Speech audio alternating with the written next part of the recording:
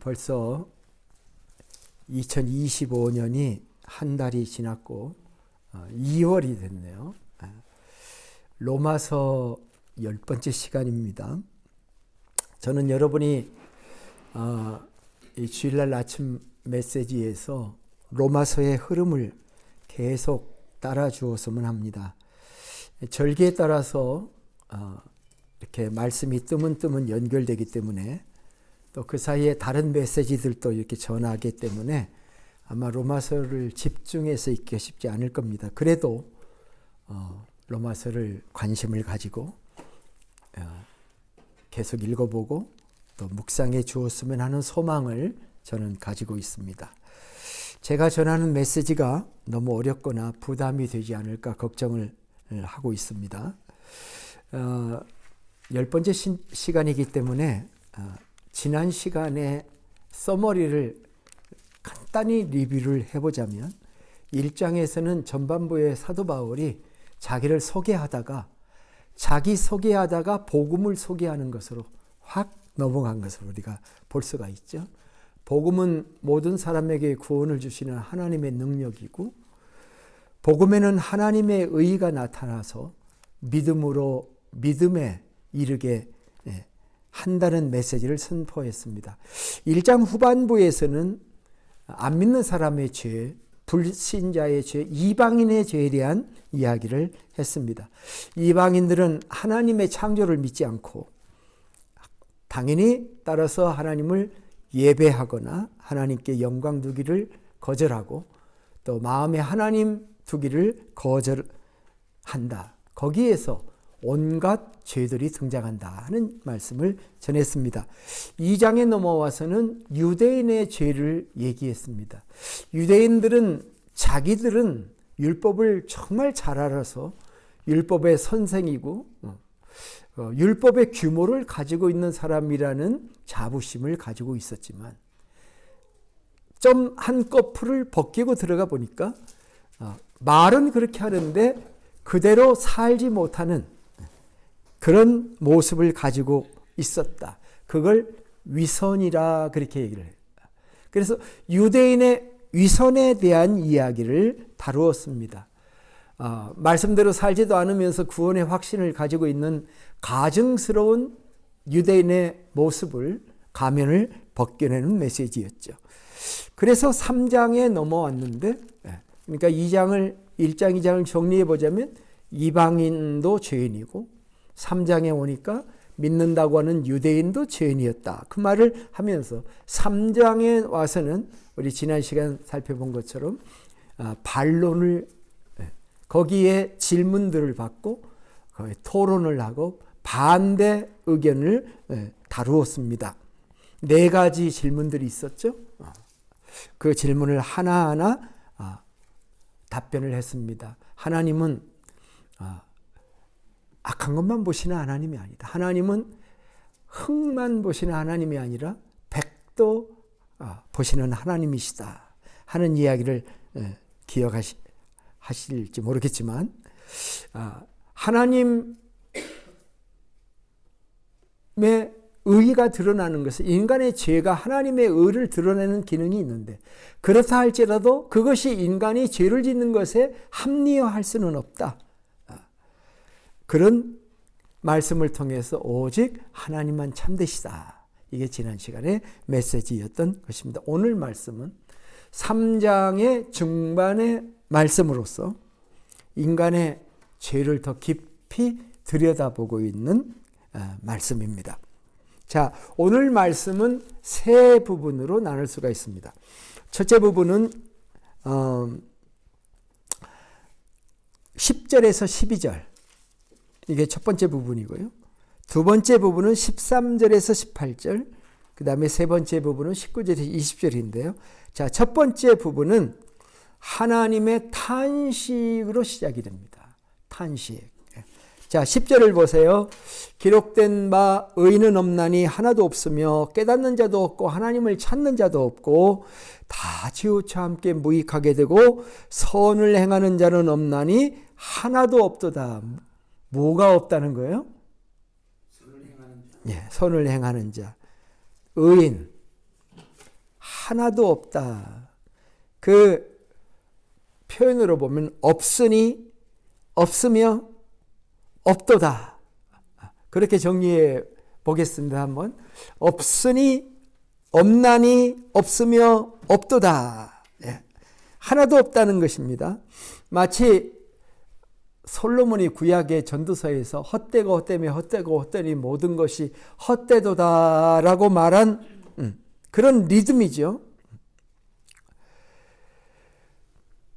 저는 이 말씀을 묵상하면서 이 말씀의 이 말씀의 의미가 무엇이냐? 그것은 하나님의 탄식이다라고 저는 생각을 했습니다.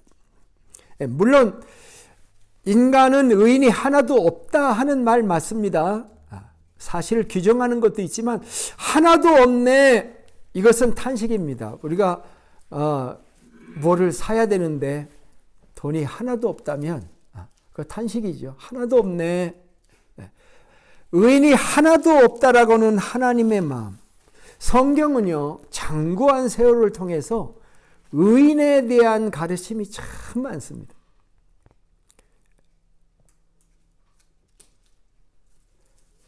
대표적인 시편의 대표적인 시편 1편을 한번 생각해 보세요.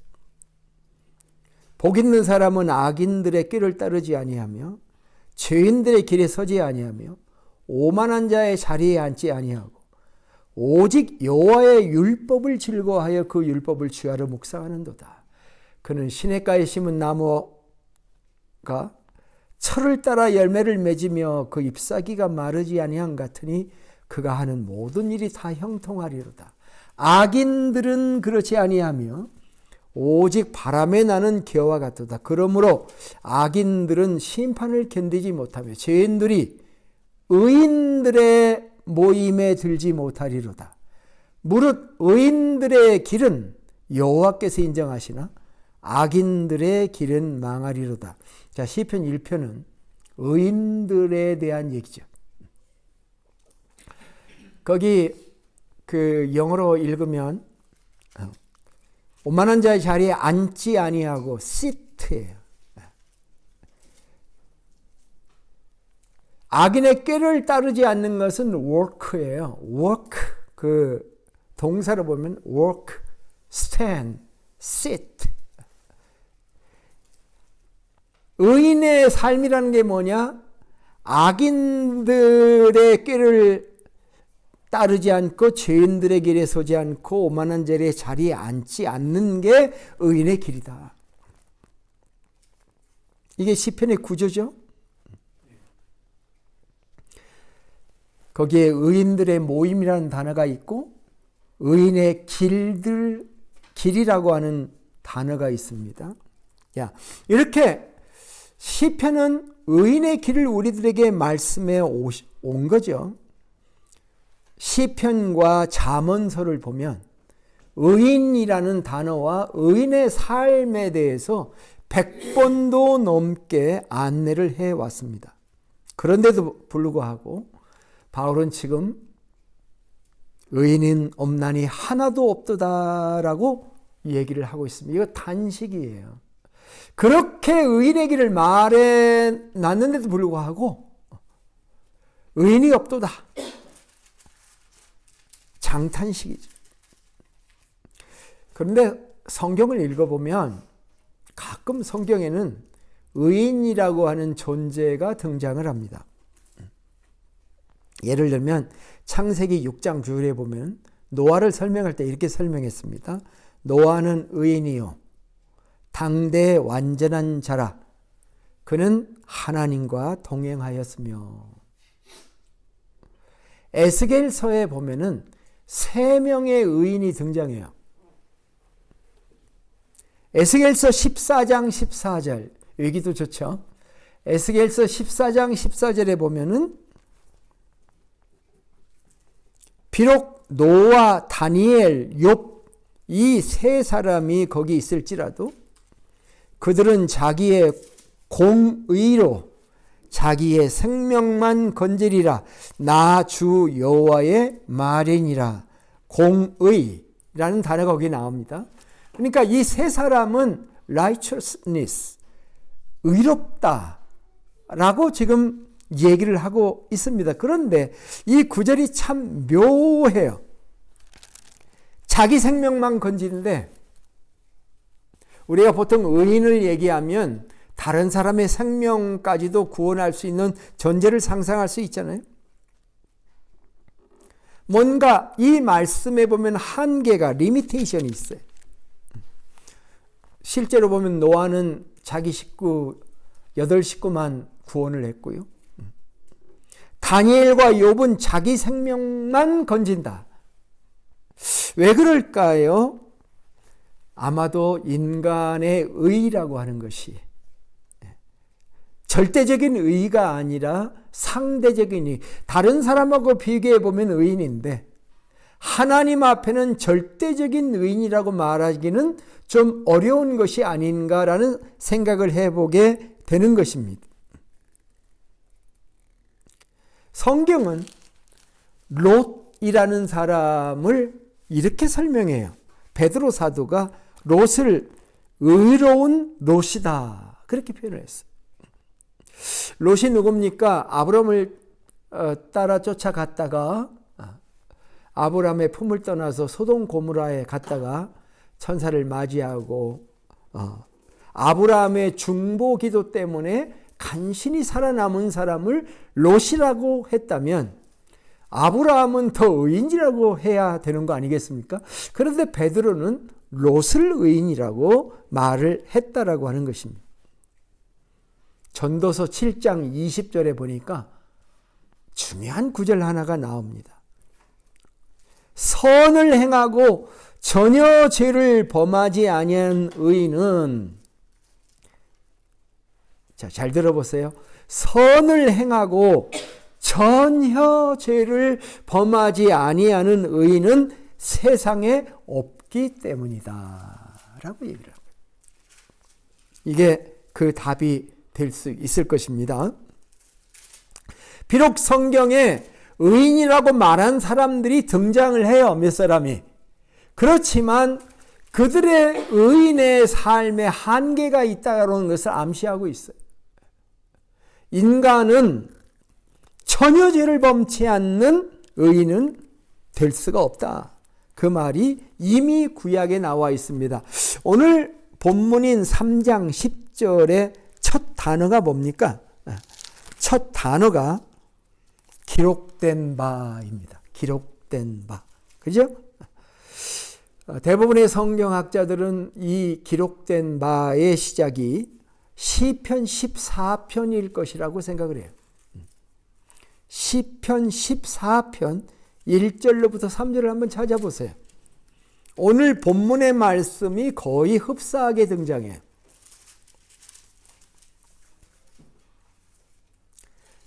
14편 1절을 보십시다. 어리석은 자는 그의 마음에 이르기를 하나님이 없다 하는도다. 누가 어리석은 자예요? 마음에 하나님이 없어. 입으로 말한 게 아니에요. 마음속으로 생각해. 못을 보니까 하나님이 안 계신 모양이야. 근데 그게 어리석은 자들. 그들은 부패하고 그 행실이 가증하니 선을 행하는 자가 없도다. 여호와께서 하늘에서 인생을 굽어 살피사 지각이 있어서 하나님을 찾는 자가 있는 거 보려 하신즉 다 치우쳐 함께 더러운 자가 되고 선을 행하는 자가 없으니 하나도 없도다. 자, 이 말씀에도 없도다, 없으니 없도다 하는 삼중 강조가 등장하게 됩니다. 그런데 이렇게 없다라는 말씀을 하고 있음에도 불구하고 조금 더 시편 14편을 읽어보면 의인의 가능성의 틈이 보여요. 4절 5절을 한번 보겠습니다. 죄악을 행하는 자는 다 무지하냐? 그들이 떡 먹듯이 내 백성을 먹으면서 여호와를 부르지 아니하는도다. 그러나 거기서 그들은 두려워하고 두려워하였으니 하나님이 의인의 세대에 계심이로다. 거기 내 백성이라는 단어가 나오고요. 의인의 세대라는 단어가 나옵니다. 그렇죠? 앞에서 분명히 하나도 없도다라고 얘기했는데 그 다음 구절을 들어가 보니까 내 백성도 나오고 의인의 세대라는 단어도 등장을 하는 것이 보니까 없도다, 없으니 없도다, 한 명도 없다는 말씀은 하나님의 탄식이고 실제로는 내 백성도 있고 의인의 세대도 있다라고 하는 것을 우리가 그 말씀 속에서 이해를 해보게 되는 것입니다. 하나님의 인생을 살펴보시니까 정말 하나님을 찾는 자가 많지 않다라고 하는 말씀을 표현하는 것이다, 이렇게 볼 수도 있습니다. 하나님께서는 지금도 우리를 찾으십니다. 이런 자를 찾으십니다. 2000년 전 사마리아 수가성 옆에 우물가에 물길로 온 여인이 요한복음 4장에 등장하죠. 그때 예수님께서 그 여인에게 이런 말씀을 하셨죠. 어디서 예배를 드려야 됩니까? 라고 얘기할 때 예수님이 이렇게 대답하셨어요. 아버지께서 참되게 예배하는 자들은 영과 진리로 예배할 때가 오나니 곧 이때라. 아버지께서는 자기에게 이렇게 예배하는 자를 찾으시느니라. 예배는 보통 우리가 하나님을 찾는 것처럼 생각하죠. 그런데 하나님도 자기를 예배하는 자를 찾으신다. 그렇게 기록되어 있지 않습니까? 자, 하나도 없도다라고 하는 것은 정말 하나도 없다는 선언이라기보다는 정말 드물어서 정말 왜 이렇게 없느냐라고 하는 하나님의 탄식의 표현이다 라고 볼 수가 있다. 그 말씀을 지금 하고 있는. 자, 두 번째 부분이 13절로부터 18절의 말씀. 두 번째 부분의 초점은 인간의 진면목을 설명하는 것입니다. 13절부터 18절까지 한번 보겠습니다. 그들의 목구멍은 열린 무덤이요, 그들 혀로는 속임을 일삼음. 그 입술에는 독사의 독이 있고 그 입에는 저주와 악독이 가득하고 그 발은 피 흘리는 데 빠른지라. 파멸과 고생이 그 길에 있어 평강의 길을 알지 못하였고 그들의 눈앞에 하나님을 두려워함이 없느니라 함과 같으니라. 자, 보세요. 목구멍, 혀, 입술, 입, 이런 표현들은 다 우리 구강에 관한 거죠. 그죠? 무슨 구강내과의 그런 언급같이 보이기도 하죠. 그 다음에 발, 아주 우리의 신체적인 것을 리얼하게 가지고 설명을 하고 있습니다. 그 다음에 마음 문제를 다루고 있습니다. 그들의 눈앞에 하나님이 두려움이 없다라는 표현도 하고 있습니다.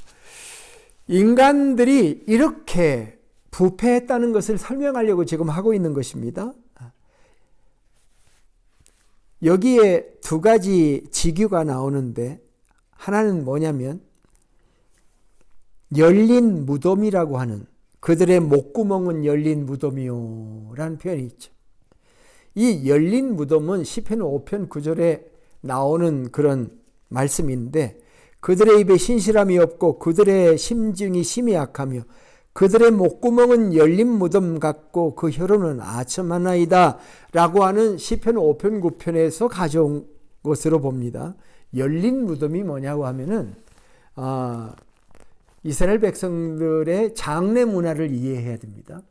우리는 땅속에 생미장을 하면 열 일이 없죠. 그죠? 그런데 이스라엘은 바위에다가 굴을 만들어서 무덤을 한단 말입니다. 그리고 어떤 경우는 그 굴 하나 파는데 여기저기에 시신을 넣어놓기도 하고 가족묘로 사용하기도 하고 하니까 사람이 사망할 때 돌문을 열어야 될 때가 있다라고 하는 것이죠. 그게 열린 무덤이에요. 그런데 그 무덤은 이 무덤의 문을 딱 봉인해 놓으면 안에서 썩는 냄새가 아무리 난다 할지라도 그 냄새가 나지 않습니다. 그런데 그것을 열어놓으면 어때요?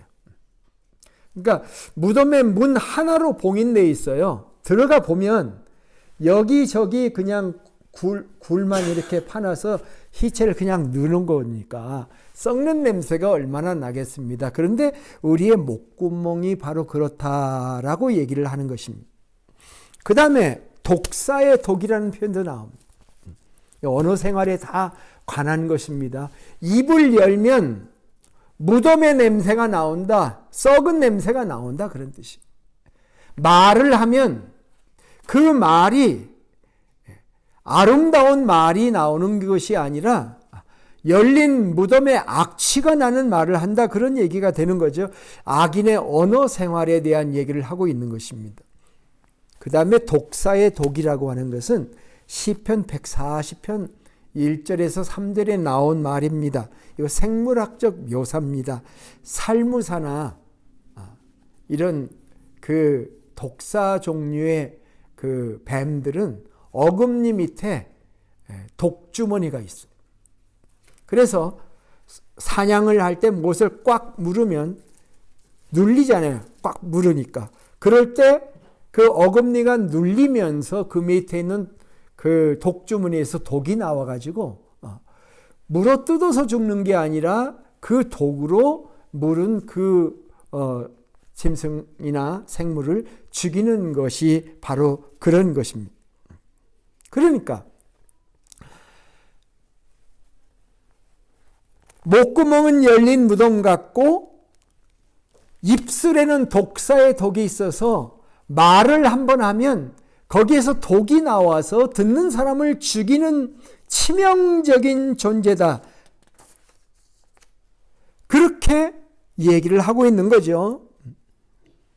거기에다가 이들은 간교한 위장술책을 가지고 있다라고 얘기합니다. 혀로 속인다라는 말이 나오잖아요. 근데 이 단어를 원어로 보면은 혀가 매우 부드럽다라는 말입니다. 거짓말을 한다는 거예요. 근데 아주 젠틀하게 거짓말을 한다는 거예요. 정말 들으면 속아 넘어갈 정도로 진실해 보이고 꿀같이 달콤한 말로 사람을 속이지만은 결국은 사람을 해치는 독을 가진 존재다. 또한 이들은 행동이 얼마나 빠른지 발이 빨라요. 이것은 민첩성을 얘기하는 것이죠. 누군가를 해하는 일에 아주 빠른 존재들이다라고 얘기를 하는 것입니다. 누가? 그들이 누구입니까? 바로 하나도 없다라고 말한 그들, 악인들이죠. 악인들이 그러한 삶을 산다라고 얘기를 하는 것입니다. 근데 왜 악인들은 이러한 삶을 살 수밖에 없었을까요? 11절에 우리가 읽은 말씀, 깨닫는 자도 없고 하나님을 찾는 자도 없고 다 치우쳤고 선을 행하는 자가 없다는 말씀을요, 뒤집으면 돼요. 뒤집어 보세요. 특별히 그들이 나쁜 사람들이었기 때문에 그렇게 되는 게 아니고 그들이 깨달음이 없기 때문에, 우리 인간이라고 하는 것은 날마다 하나씩 깨닫고 살아야 되는 거예요. 무엇을 보든지 깨달아요. 특별히 하나님 말씀을 우리가 읽는 이유는 내가 다 말씀을 아는 것 같아 보이지만 아니죠. 사람이 떡으로만 살 것이 아니요 하나님의 입으로 나오는 말씀으로 산다 그래서. 떡은 날마다 먹어야 살아요. 근데 말씀도 마찬가지예요. 근데 하나님의 입으로 나오는 현재형을 썼어요. 하나님의 말씀은 여기 다 기록되어 있지만 내가 읽을 때, 묵상할 때 오늘도 나에게 나오는 말씀이거든요. 그 말씀을 깨닫고 그 말씀을 통해서 하나님을 찾고, 그리고 그 말씀의 정로에 서서 좌로나 우로나 치우치지 않고, 그리고 하나님의 말씀을 행하고, 이런 삶을 우리가 살지 않는다면 우리도 우리의 입의 말이 열린 무덤 같고 우리의 어금니에서 독사의 독이 있어서 내 말 한마디를 통해서 사람들을 죽일 수 있는 치명적인 언어 생활을 나도 할 수 있는 것이다 라고 하는 것을 이 말씀 속에서 우리가 깨달아야 됩니다. 누가 의인의 삶을 살 수 있는가? 마찬가지예요. 의인의 삶을 살아갈 수 있는 방법은 날마다 깨닫는 것이고 하나님을 찾는 것이고 치우치지 않으면서 선을 행하는 이것이야말로 의인의 조건이 된다라고 하는 것입니다. 우리는 죄를 짓는데 빠른 발을 가지면 안 돼. 우리는 하나님의 말씀을 듣고 깨닫는데 아주 그것을 행하는데 빠른 발을 가지고 있어야 된다는 것입니다. 이 세상은 신문을 보거나 뉴스를 들여다보거나 참 이 세상은 인간 말종의 사람들이 가득한 그런 세상인 것을 우리가 알 수 있습니다. 세상의 모든 곳에 구석구석에 그런 삶이 가득 차 있습니다. 살인과 방화와 폭력과 마약과 사기와 모함과 전쟁, 지나친 국가주의로 인해서 세상은 바람잘 없는 전쟁이 가득하고 침략이 일어나고 세력 다툼으로 점철된 세상입니다. 이것이 세상의 진면목입니다. 우리는 세상의 방법을 따르지 않고 하나님의 방법을 찾기를 원합니다. 하나님은 그것을 탄식하셨는데 그걸 뒤집어서 우리에게 적용해서 우리가 하나님의 말씀을 깨닫고 하나님을 구하고 찾고 하나님의 정로에 서서 좌로나 우로나 치우치지 않고 살면서 하나님의 말씀을 행하는 그러한 삶을 우리가 살아가야 되는 것이고 이 길 외에 아무것도 두려워할 필요가 없습니다. 우리는 하나님만 두려워하면 여러분 미래에 대해서 걱정하지 마시고 현실의 삶에서 오늘 하루를 충실하게 우리가 살아가면 됩니다. 하나님 외에는 두려워하지 마세요. 내가 하나님을 떠나는 게 두려운 것이지 하나님이 나를 떠나시는 게 두려운 것이지 그 외의 모든 삶은 하나님이 나와 함께 하시기만 하면 내 삶은 펼쳐질 것이고 축복 가운데서 열려질 것을 믿고 하나님만 두려워해야 되는 것입니다. 이 세상은 소망이 없습니다. 중세시대에 기독교 캐톨릭 시대에 1000년이 지나가고 계몽주의 시대가 왔을 때 이 세상 사람들은 인간을 잘 가르쳐서 고도의 학문화를 하면은 세상은 구원할 수 있다고 생각을 했습니다. 그러나 몇 차례 세계대전이 끝나고 그리고 지금에 이르기까지 학문으로 계몽으로 세상을 구원할 수는 없어요. 오직 그 일을 할 수 있는 분은 하나님 한 분인 줄로 믿습니다. 우리는 그 하나님을 의지하고 그분을 믿는 믿음에서 떠나지 아니하고 늘 하나님의 말씀을 새롭게 깨달으면서 제가 목사인데 목사도 한 주간 동안 날마다 말씀을 먹지 않으면 비실비실해요. 그러나 아무리 바쁘고 아무리 어려워도 마틴 루터가 그랬나요? 요하네슬레가 그랬나요? 하루에 3시간씩 기도를 했다고 그래서 3시간 기도하지 말고 잠깐 기도하고 나가서 일해야 되지 않습니까? 아니요. 나는 3시간을 기도하지 않으면 나머지 시간을 일할 수 있는 힘이 생기지를 않습니다. 그렇게 얘기를 했어요. 우리가 그렇게까지 기도하지 않는다 할지라도 우리가 의인의 길을 이 땅에서 살아가야 됩니다. 정말 그렇게 사는 사람들이 많지 않아서 하나님은 탄식하시고 없도다 없도다 없으니 없도다라고 얘기하시며 탄식하지만 여전히 파시빌리티가 그 뒤에 있습니다. 그게 뭐냐면 그 반대의 삶을 살아가면 되는 것입니다. 하나님은 그런 자를 찾으시는 하나님이시고 우리가 그런 모습으로 하나님을 향해 나아가면 우리는 날마다의 삶 속에서 주님을 경험하게 될 줄로 믿습니다. 오늘의 세 번째 부분은 왜 인간에게 율법을 하나님이 주셨는가 하는 목적에 관한 굉장히 중요한 말씀입니다. 이 말씀이. 이것을 아는 것이 우리에게 평안을 이룹니다. 어떤 사람들은 성경을 읽으면서요, 은혜를 받는 게 아니라 스트레스를 받아. 여러분도 혹시 그런 경험 있으십니까? 성경을 읽는데 왜 스트레스를 받을까요? 하도 하라는 말씀은 많은데 내가 그대로 살지 못하니까 계속 스트레스야. 그래서 좀 읽다가 덮어버려. 죄인이 회개하지 않고 성경을 읽어보세요. 온갖 율법 투성이죠. 그죠?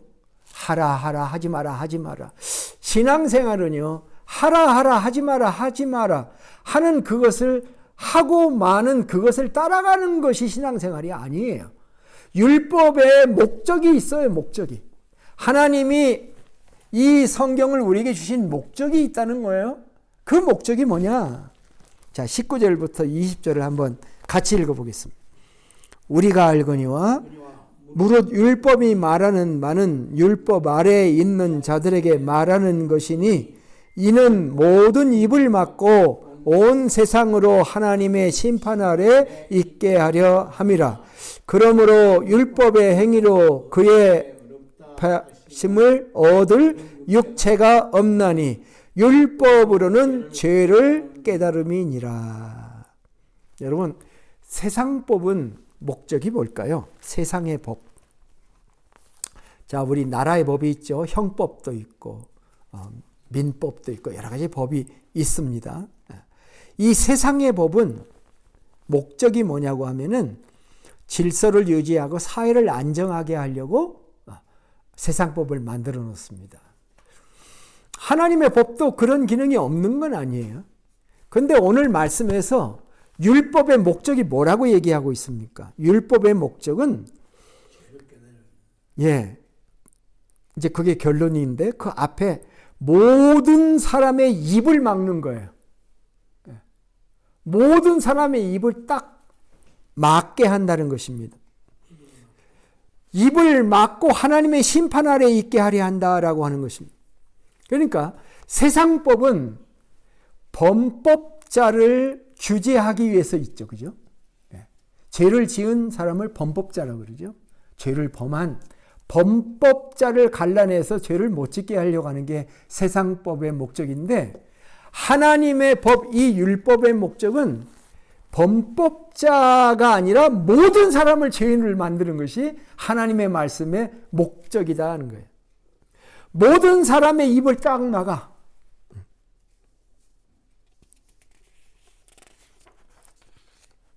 이게 하나님의 법입니다. 모든 사람의 입을 막으려면 어떻게 됩니까? 자, 예를 들면 세상법은 살인하지 말라.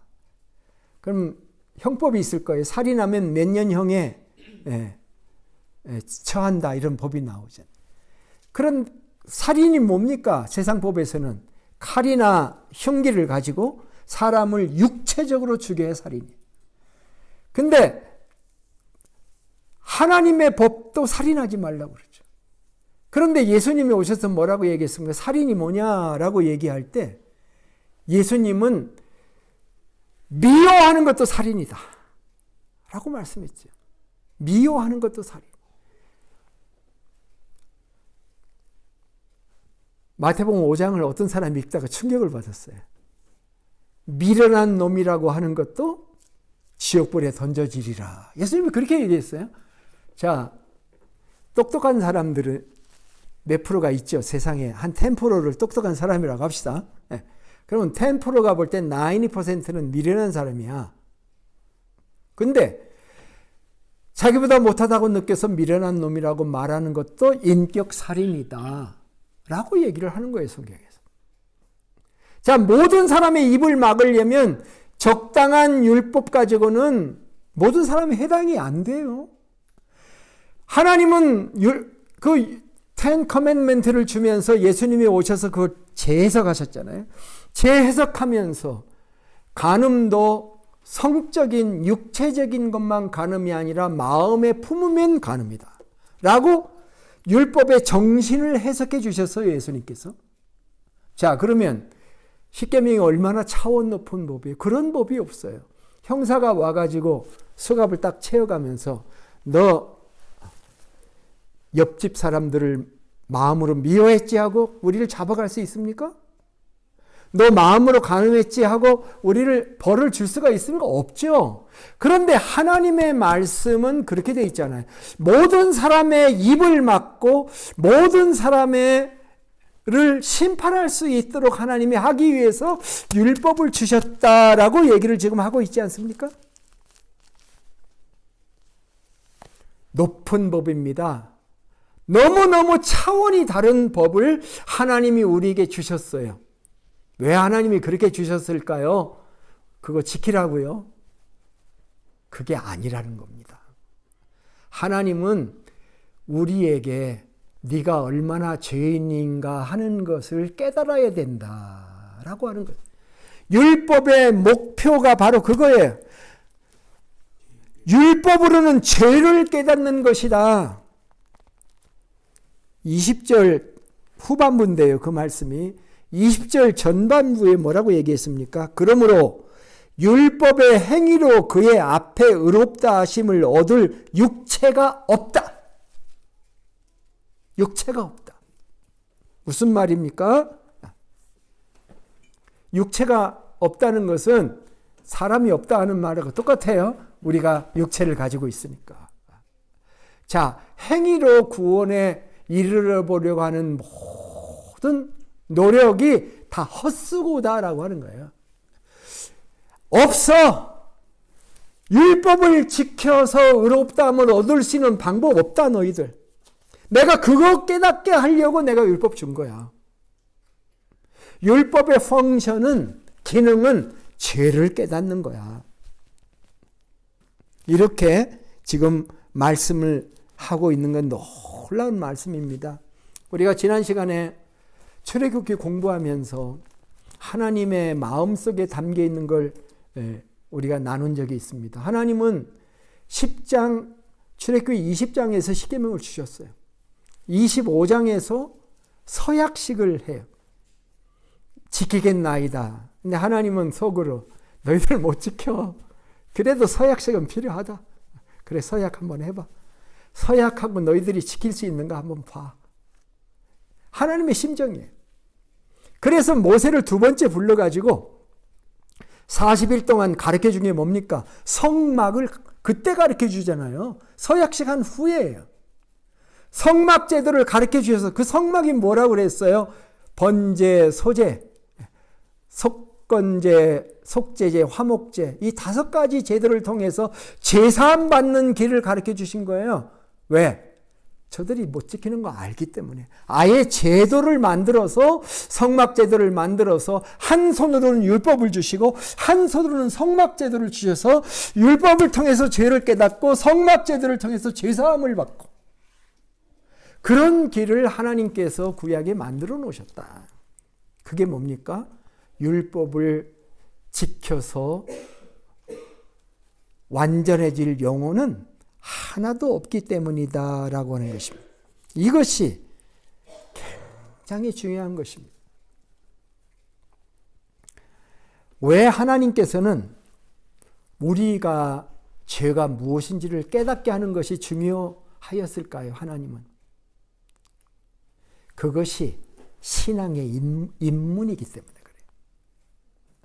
신앙이라고 하는 것은 내가 정말 하나님 앞에 죄인이라고 하는 사실을 철저히 아주 뼛속 깊이 고백할 수 있을 때, 그때 그리스도가 필요하고요. 그때 주님의 십자가가 내 속에 역사하고요. 그때 비로소 하나님 앞에 올바른 자세로 나아가는 겁니다. 이거 그래서 율법의 목적을 깨닫는 게 우리의 구원론과 우리의 사죄론과 매우 밀접한 연관이 있는 것입니다. 우리는 내가 하나님 앞에 죄인이라는 것을 깊이 깨달아야 됩니다. 대충 깨달아서는 안 돼요. 많은 사람들은 그래 내가 죄인이지 라고 얘기하면서도 마음 한쪽 곳에 그래 나는 저 사람보다 나아. 이런 마음을 가지고 내가 죄인이다라고 하는 것을 생각하면서 나는 그래도 괜찮은 사람이야 라고 생각을 합니다. 내가 저 사람보다 100배 낫지? 그거 하나님이 보실 때는 내숭 떠는 거예요. 너 아직 네가 얼마나 죄인인 걸 네가 모르는구나. 철저한 의식을 가지고 죄인의식을 가지고 고백해야 됩니다. 뼛속 깊이 내가 죄인이라고 하는 사실을 인정해야 됩니다. 사도 바울도 그런 과정을 거쳤습니다. 디모데전서 1장 15절에 보니까 이런 말씀이 있습니다. 미쁘다. 모든 사람이 받을 만한 이 말이여.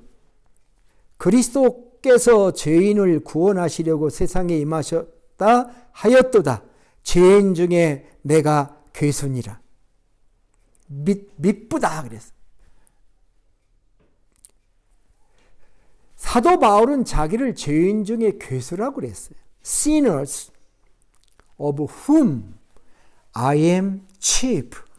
죄인인데 chief야. 한글 성경에서는 괴수라고 번역을 했어요. NIV에서는 whom I am the worst. 가장 worst한 죄인이다. 사도 바울은 젊었을 때 율법에 대해서 흠이 없게 살려고 노력했던 사람이라고 자기를 소개하고 있죠.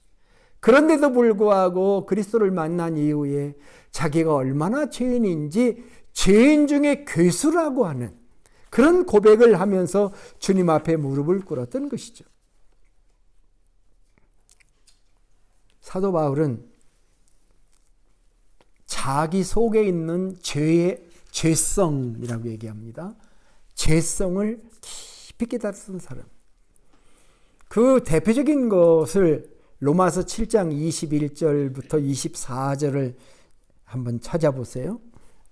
지금 3장 하고 있지만 7장으로 미리 좀 가서 보면은 7장 21절부터 24절에 보니 그러므로 내가 한 법을 깨달았노니 곧 선을 행하기 원하는 나에게 악이 함께 있는 것이로다. 내 속사람으로는 하나님의 법을 즐거워하되 내 지체 속에서 한 다른 법이 내 마음의 법과 싸워 내 지체 속에 있는 죄의 법으로 나를 사로잡는 것을 보는도다. 오호라 나는 곤고한 사람이로다. 이 사망의 몸에서 누가 나를 건져내랴. 사도 바울의 깊은 탄식입니다. 저 밑에 깊이 내려간 절망에서 외치는 소리입니다. 사도 바울이 얼마나 자기 속에 있는 죄성에 대해서 생각하고 있는지 7장 마지막 절인데요. 그 부분이 마지막 부분인데요. 사도 바울은 1장부터 6장까지 또 7장에서 얼마나 많은 좋은 메시지를 다 말했습니까? 그가 복음을 말했고 그가 하나님의 구원을 말했고 하나님의 의를 말했고 많은 것을 말했는데도 불구하고 아직도 오라 나는 곤고한 사람이로다. 피곤하고 정말 지쳐서 영적 눌림 속에서 처져 있는 그런 자기의 상태를 그렇게 표현하게 된 것입니까? 왜 그렇게 된 것입니까? 여전히 자기 안에 죄성이 있다는 것을 발견한 것입니다.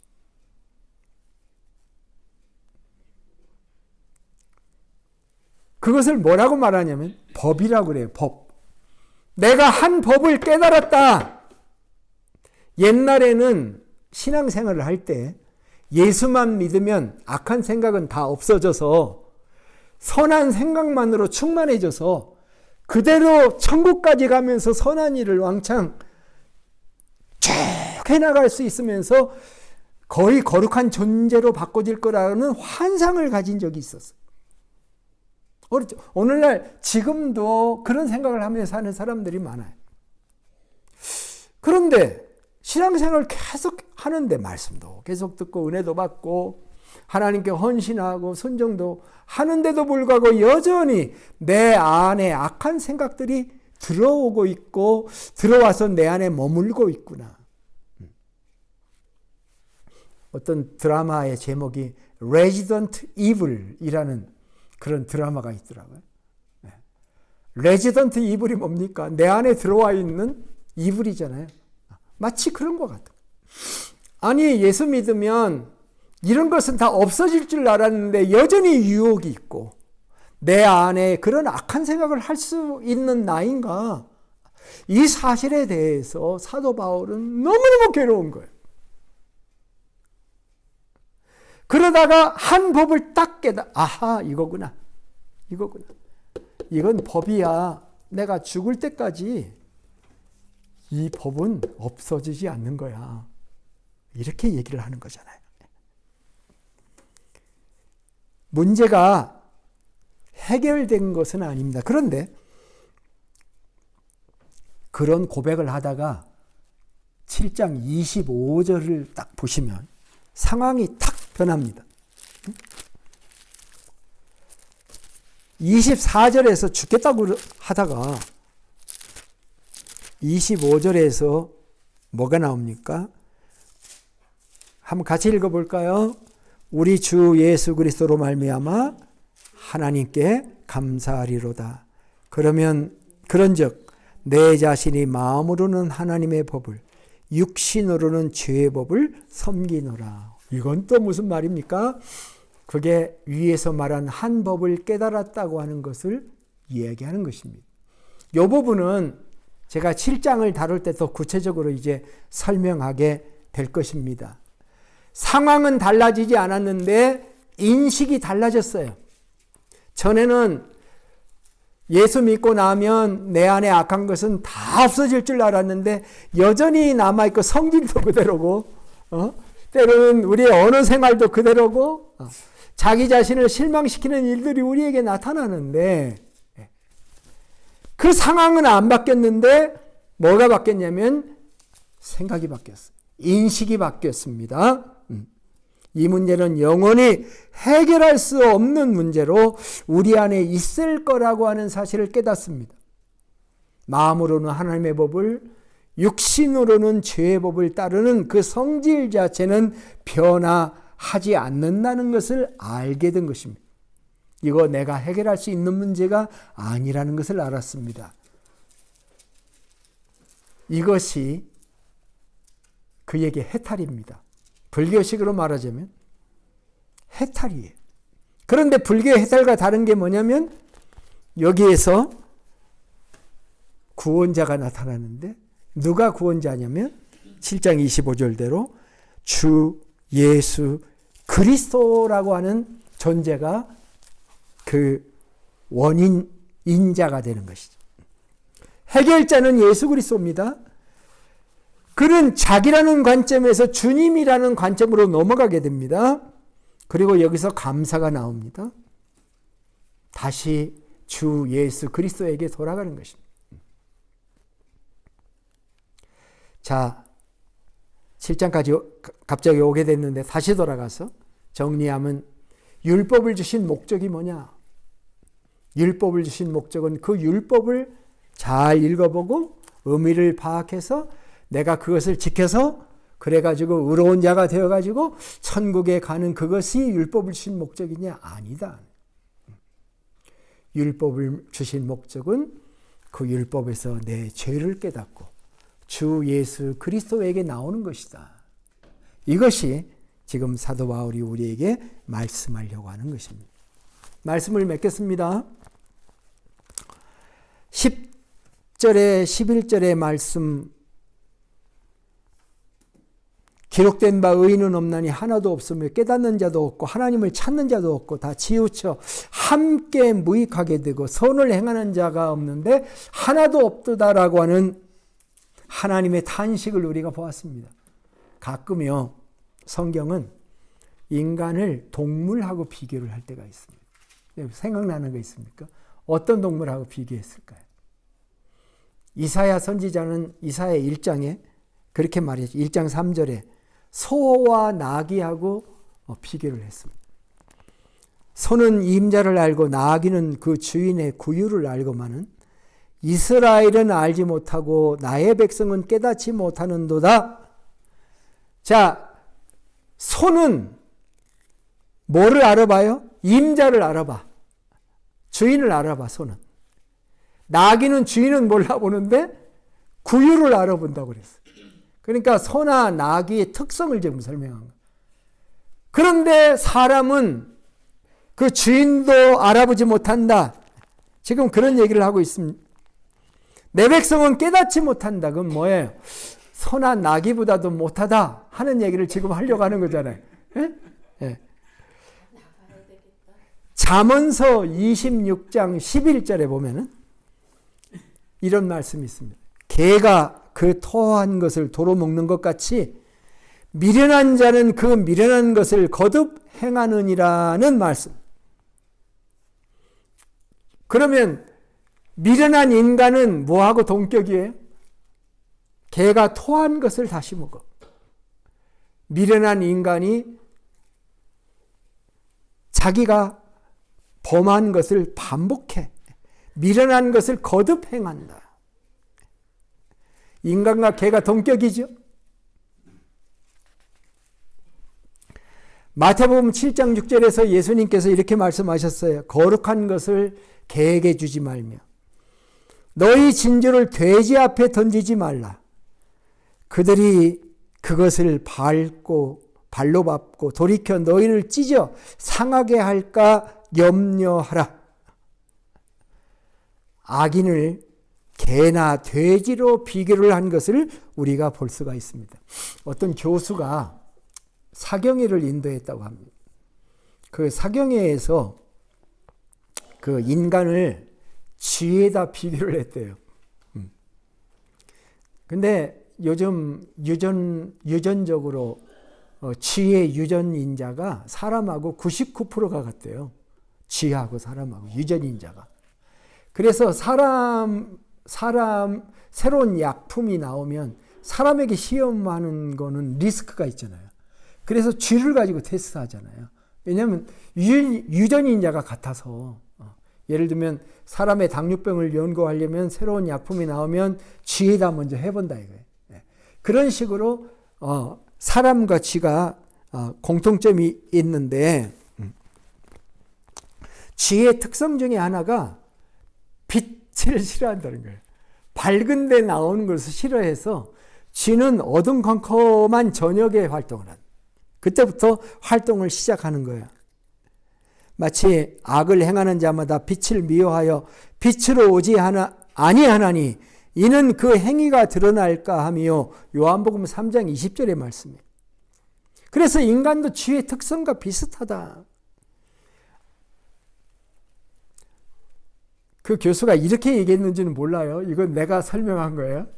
그런데 그 교수가 인간이 쥐하고 비슷하다라고 얘기하니까 그 메시지를 들은 한 그 시인사가 설교 끝나서 딱 나와가지고 그 만날 때 당신 사과하라고, 어떻게 인간을 쥐에다 비교할 수가 있느냐고, 사과해야 된다고 그렇게 아주 강하게 어필을 했다고 그래요.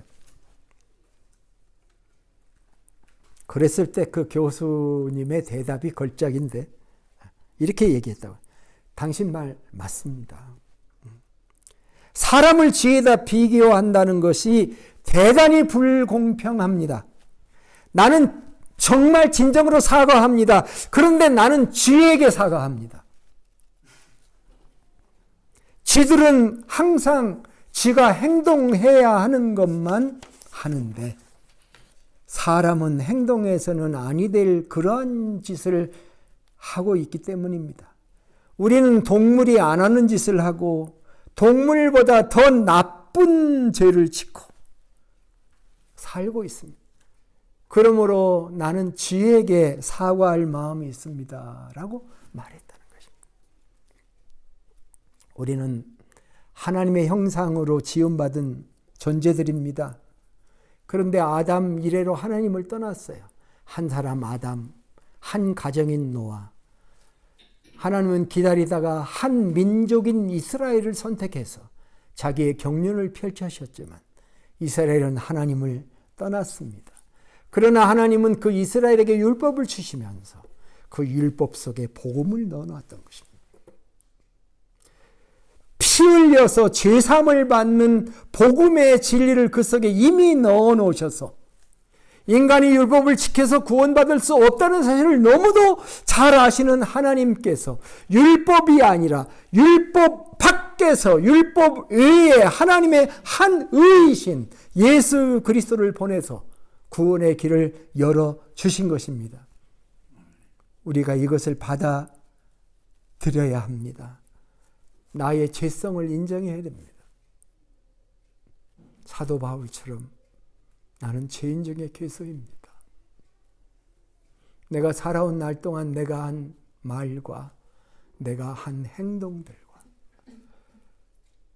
나의 삶을 주님이 만일 스크린에서 나에게 쫙 보여주신다면 나는 얼굴도 들을 수 없는 죄인인 것을 인정하지 않을 수가 없습니다. 우리의 소망은 내가 열심히 선을 행해야지 하는데 있지 않습니다. 내가 열심히 하는 건 나쁘지 않습니다. 좋은 것이고 해야 할 일입니다만은 리미테이션이 있어요. 주 예수 그리스도만이 우리에게 소망입니다. 주님만 소망을 가지고 주님을 영접하고 주님의 보혈로 의지해서 구원받고 오늘도 구원은 주님의 은혜로 받았지만 행위는 내 힘으로 해보겠다고 하는 것이 아니고 구원도 주님의 은혜로 받았으니 감사하고 오늘의 나의 삶도 주님의 도움이 없이는 나는 선을 행할 수 없는 존재니까 주님 도와주세요. 내가 주님보다 앞에 나가지 않게 해주시고 기도하면서 나갈 수 있도록 도와주시고 내가 적은 거 하나를 한다고 하더라도 내가 적은 선을 하나 베푼다 할지라도 내가 기도하지 않고 주님의 심정으로 하지 않는다면 나는 아무것도 할 수 없는 존재입니다라고 고백하면서 겸손하게 주님 앞에 무릎을 꿇고 나의 죄성을 인정하고 주님을 의지하고 다시 주님을 내 삶의 중심에 모셔드리면서 주님께 무릎 꿇는 삶, 이것이 우리의 희망이요 축복인 줄로 믿습니다. 우리에게 귀한 율법 주시고 그 율법을 통해서 하나님의 사랑을 깨닫게 해주시는 놀라우신 하나님을 찬송합니다. 기도하겠습니다. 하나님 아버지, 오늘 우리는 하나님의 마음, 하나님의 가슴을 들여다보았습니다. 하나님의 가슴은 깊었습니다. 우리는 그 가슴에 있는 하나님의 한탄도 보았습니다. 하나도 없구나.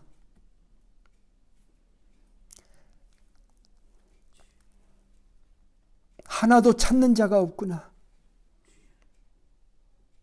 다 각자가 바쁘구나. 아무도 하나님을 구하지 않는 모습. 그러나 그러한 그들을 위해 율법을 주시고 율법 안에 복음을 넣어주신 것도 보았습니다. 하나님의 이 놀라운 행동으로 말미암아 우리는 죄가 무엇인지 그리고 우리가 얼마나 죄인인지를 알려주셨습니다. 하나님은 여전히 우리를 포기하지 않으셨으며 우리가 다시 일어설 수 있는 가능성을 우리에게 부여해 주셔서 감사합니다. 오직 하나님만이, 그리스도만이 우리의 구원이요 소망인 것을 감사드립니다. 주님, 우리에게 주님이 없다면 우리는 소망이 없는 흉측한 동물일 뿐, 우리가 주님의 도움으로 하나님의 자녀로 살게 해주시는 은혜를 감사드립니다. 이 믿음으로 거저주신 하나님의 구원을 믿고 주님을 의지해서 살고 승리하기를 원합니다. 도와주시옵소서. 존귀하신 예수님의 이름으로 기도합니다. 아멘.